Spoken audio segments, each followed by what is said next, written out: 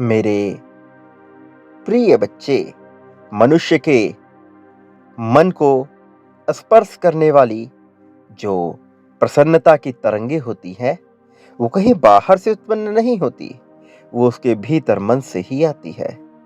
लेकिन मनुष्य को ऐसा प्रतीत होता है कि उसे खुशी देने वाली वस्तु बाहर है।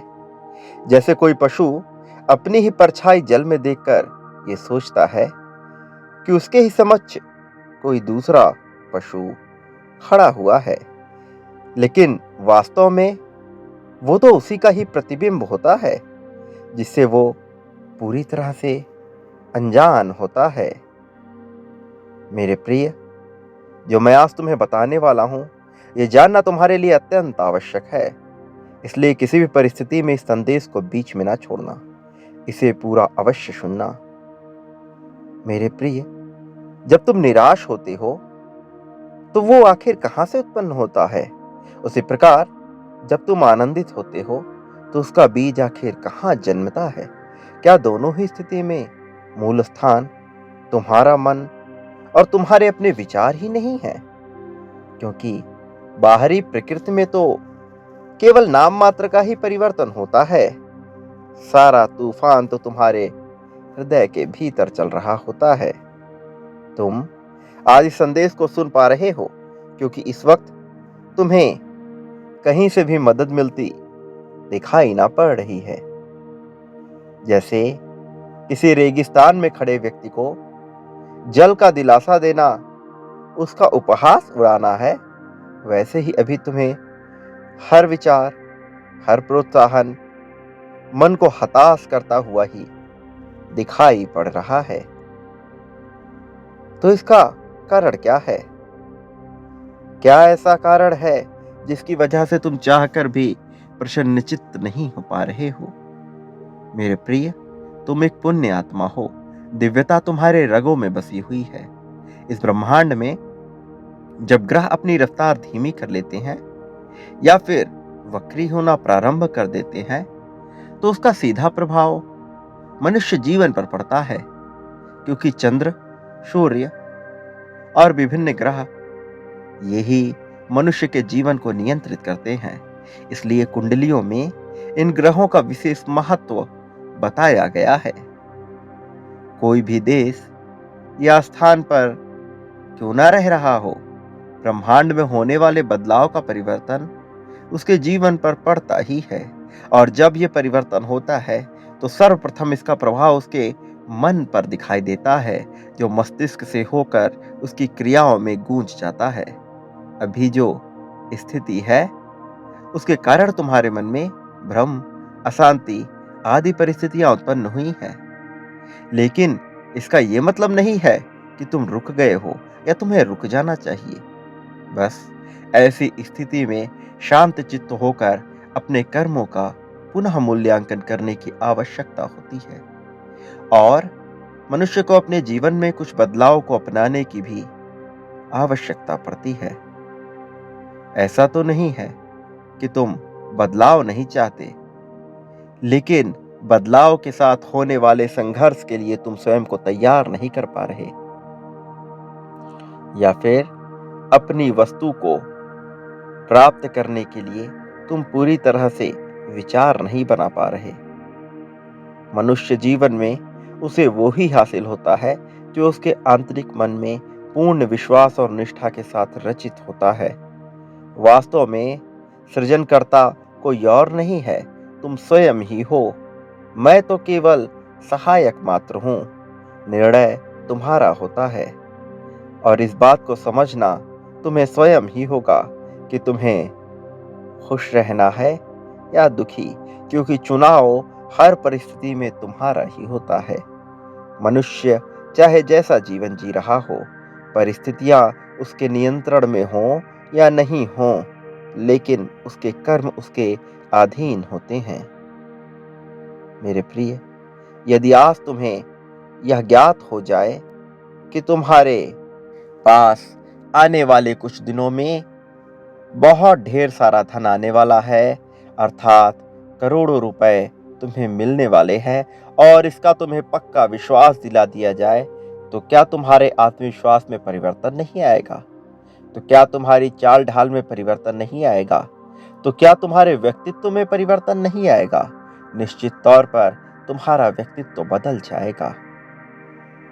कुछ लोग ऐसी परिस्थिति में अहंकार के वशीभूत हो जाएंगे और लोगों को अपने अधीन करके उन्हें तुच्छ समझने लगेंगे, किंतु कुछ ही ऐसे मनुष्य होंगे जो अहंकार के वशीभूत नहीं होंगे और आभार मानकर उसे अपनाकर जीवन में आगे बढ़ने की प्रक्रिया अपनाएंगे। लेकिन वो किसी को छोटा नहीं समझेंगे और इसके बावजूद भी उनके भीतर का आत्मविश्वास इतना ज्यादा होगा जैसे मानो वो पूरे संसार को जीत सकते हो। तुम उन्हीं पुण्य आत्माओं में से एक हो मेरे प्रिय। यदि तुम्हें यह ज्ञात हो जाए कि तुम जिस निराशा में अब तक जीवन जी रहे थे वह निराशा व्यर्थ थी और तुम्हारे काम बन रहे थे, तो क्या तुम्हारे व्यक्तित्व में परिवर्तन नहीं होगा? निश्चित तौर पर तुम्हारे व्यक्तित्व में परिवर्तन होगा। तुम्हें समझना होगा कि तुम ही अपनी परिस्थितियों के सृजनकर्ता हो। मैं तुम्हारे जीवन में ऐसी ऐसी परिस्थितियां भेजना चाहता हूं जो परिस्थिति तुम्हें आत्मविश्वास से भर दे, जो परिस्थिति तुम्हारे भीतर प्रेम को जगा करके एकदम ऊंचाई तक पहुंचा दे। ऐसी परिस्थिति जिसमें तुम्हारा मान सम्मान बढ़े, ऐसी परिस्थिति जिसमें तुम अमूल्य साबित हो जाओ। लेकिन यदि तुम ही अपनी परिस्थितियों के बीच में बाधा बन जाओगे तो यह भला कैसे संभव हो पाएगा? यदि तुम सृजनकर्ता होते तो अपने लिए किस प्रकार की परिस्थिति का निर्माण करते? तुम्हें उस परिस्थिति का विचार करना चाहिए। रह रहकर तुम्हें केवल उन परिस्थितियों का विचार करना चाहिए जो तुम वास्तव में अपने जीवन में चाहते हो। लेकिन ज्यादातर समय तुम उस भय से भयभीत होते हो जिसे तुम अपने जीवन में चाहते ही नहीं हो और तुम उसी का विचार किया करते हो। यदि तुम्हारे साथ कुछ अच्छा भी हो रहा होता है तो तुम ये सोचने लगते हो कि आज मेरे साथ अच्छा हो रहा है तो आने वाले समय में बुरा भी होगा। कई लोग अहंकार से इतने घिर जाते हैं कि उन्हें लगता है कि उनका खराब समय कभी आएगा ही नहीं। और कई लोग अपने आप को इतना तुच्छ, इतना हीन मान बैठते हैं कि उन्हें लगता है कि यदि अच्छा समय आया है तो बुरा समय निश्चित तौर पर आएगा। मेरे प्रिय, तुम्हें इस तरह के पक्ष और विपक्ष वाली स्थिति में कभी नहीं रहना है। तुम्हें तो बस अपने वर्तमान समय को खुलकर जीना है। अतीत में क्या हुआ था, भविष्य में क्या होगा, यह दोनों ही तुम्हारे नियंत्रण में नहीं है। तुम जिस दिन जन्म लिए, क्या वह तुम्हारे नियंत्रण में था? यदि आज तुम्हें अपनी जन्म तिथि चुनने का अधिकार दिया जाए, तो क्या तुम उसे परिवर्तित नहीं करना चाहोगे? बहुत से मनुष्य लगाववश उसे परिवर्तित नहीं करना चाहेंगे, लेकिन वास्तविकता में उनका भीतरी मन जानता है कि ये उनके नियंत्रण में नहीं है। इसी प्रकार से कोई भी दिन, कोई भी समय, कोई भी काल मनुष्य के नियंत्रण में नहीं होते। ना ही उसका जन्म, ना ही उसकी मृत्यु, कुछ भी उसके नियंत्रण में नहीं है। फिर वह ऐसी गणनाएं, ऐसी अपेक्षाएं क्यों करता है? मेरे प्रिय, तुम्हें इस तरह की अपेक्षाएं नहीं करनी है। अनावश्यक व्यर्थ की अपेक्षाएं नहीं करनी है। जब तुम व्यर्थ का विचार त्याग दोगे तब मैं प्रकाश बनकर तुम्हारे भीतर से उत्पन्न हो जाऊंगा। जब तुम अनावश्यक भय को त्याग दोगे तब मैं ऊर्जा बनकर तुम्हारे भीतर से जन्म लूंगा और जब मैं ऊर्जा बनकर तुम्हारे भीतर से जन्म लूंगा तो मैं किसी सार्थक कार्य में लग जाऊंगा।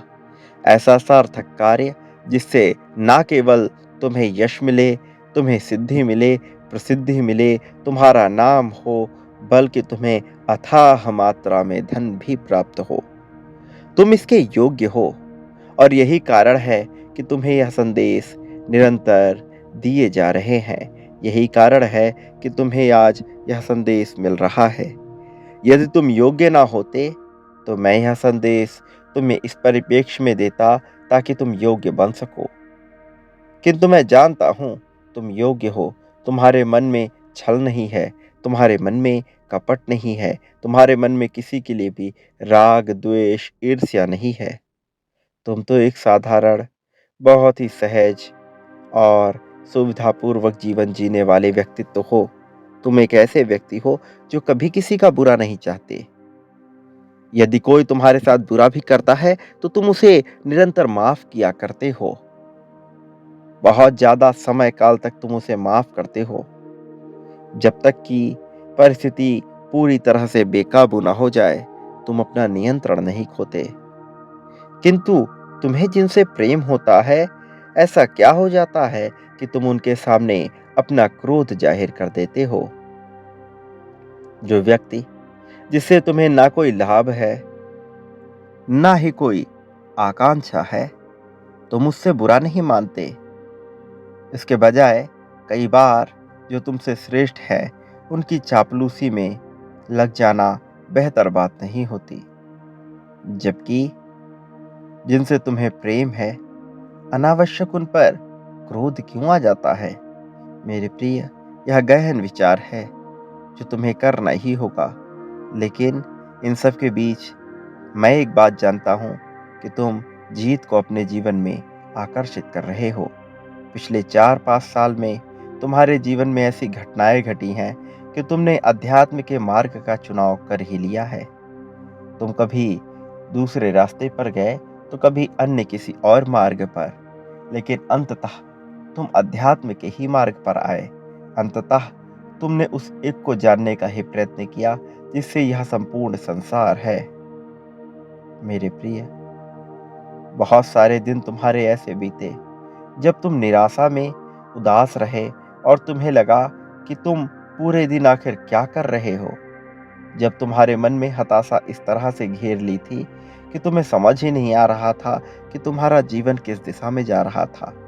और तब तुम्हें एक कार्य नजर आया, तुम उसमें लग गए, पूरी निष्ठा के साथ तुम लगे, और फिर धीरे धीरे करके तुम्हारा उस कार्य से भी मन भर गया, और एक के बाद एक नई परिस्थितियां तुम्हारे जीवन में आती गई। हर बार तुम्हारा मन भटकता रहा। क्या तुम जानना नहीं चाहते ऐसा क्यों हुआ? विचार करो मेरे प्रिय, ये तुम्हारा मन ही है जो तुम्हारे जीवन को तबाह करने की ओर ले जाता है। ये तुम्हारा मन ही है जो तुम्हें सुविधाओं में घेर कर बांध लेना चाहता है। लेकिन तुम अपने मन से इतर बहुत ही समझदार व्यक्तित्व के स्वामी हो। तुम्हें ज्ञात है कि तुम्हारे लिए क्या उचित है, क्या अनुचित है, कौन सही है, कौन गलत है। इसलिए चुनाव तुम्हें करना है, फैसला तुम्हें लेना है।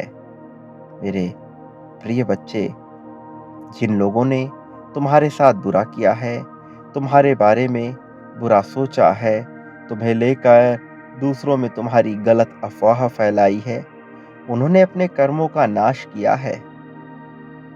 अपने कर्मों का नाश करके उन्होंने अपने जीवन में अपने कुकर्मों को बढ़ा दिया है। और जो व्यक्ति अपने कर्मों का नाश करके अपने कुकर्मों को बढ़ा देता है, उन्हें हानि अवश्य ही उठानी पड़ती है।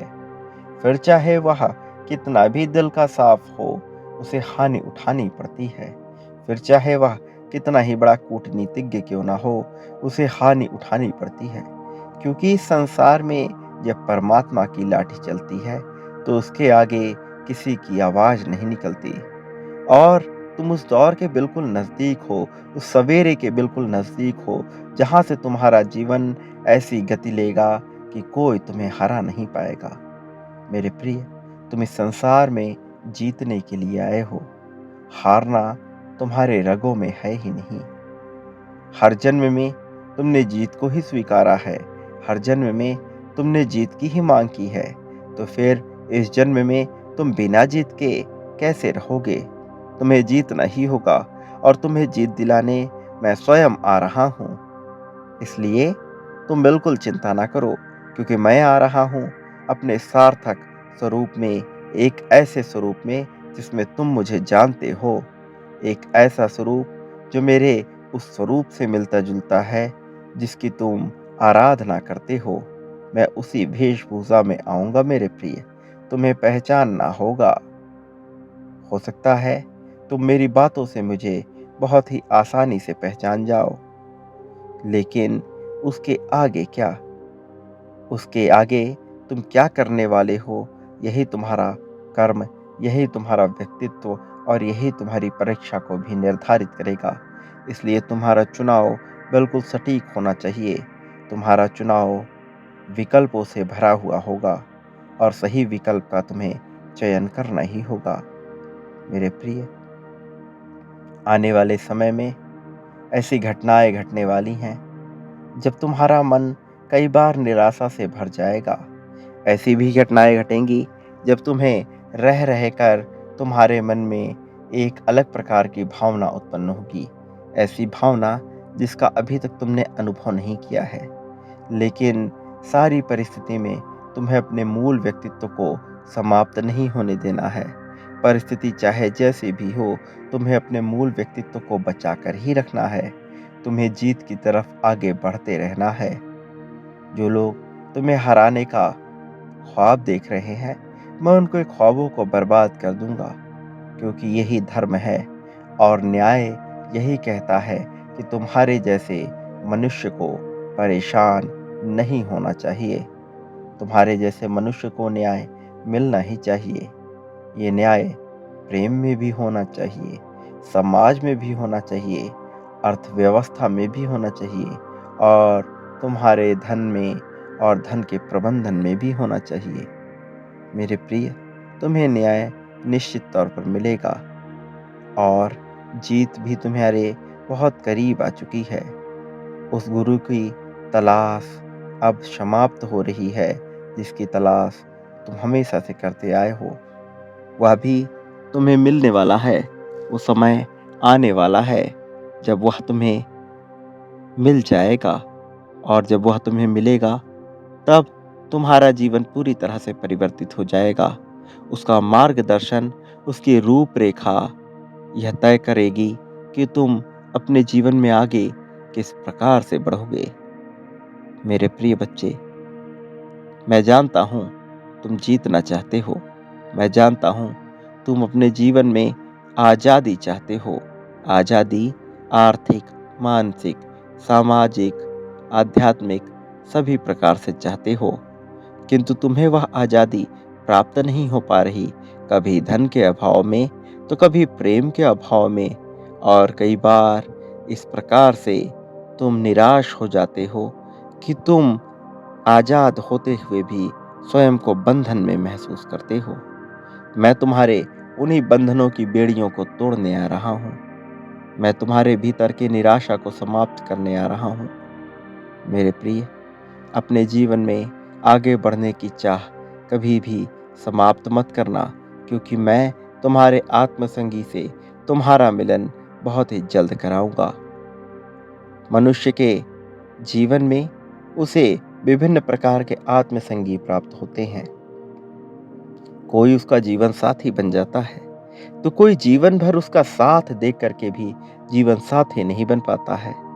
तुम्हें इस प्रकार के मनुष्य अवश्य मिलेंगे। एक वो जो तुम्हारा जीवन साथी होगा, किंतु एक ऐसा भी जो तुम्हारा जीवन भर साथ देगा, किंतु तुम्हारा जीवन साथी नहीं कहलाएगा। और उसके साथ भी तुम उस प्रगति को प्राप्त करोगे जिस प्रगति की तुमने कामना की है। इसलिए ना तुम्हें भयभीत होना है, ना हैरान होना है, ना किसी ही हाल में चकित होना है। तुम्हें केवल अपनी प्रगति का विचार करना है, आगे बढ़ते जाना है, अपने उद्देश्य को समझना है और अपने मन को कभी भी ऊबने नहीं देना है। यही तुम्हारा वास्तविक लक्ष्य है। जब सूर्य निकलता है तो अपने साथ एक ऊर्जा लेकर निकलता है। तुम उस ऊर्जा के केंद्र हो, तुम उस ऊर्जा के आधार हो। तुम्हें उस ऊर्जा का संरक्षण करना है। तुम जीतने वाले हो। इस बात को कभी भी किसी भी हाल में मत भूलना कि मेरा आशीर्वाद तुम्हारे साथ रहा है और आगे भी मेरा आशीर्वाद हमेशा के लिए तुम्हारे साथ ही रहेगा। सदा सुखी रहो। मेरे आने वाले संदेशों की प्रतीक्षा करना। मैं बहुत जल्द आऊँगा। तुम्हें अपना आशीर्वाद देने, तुम्हारा मार्गदर्शन करने। सदा सुखी रहो, तुम्हारा कल्याण होगा।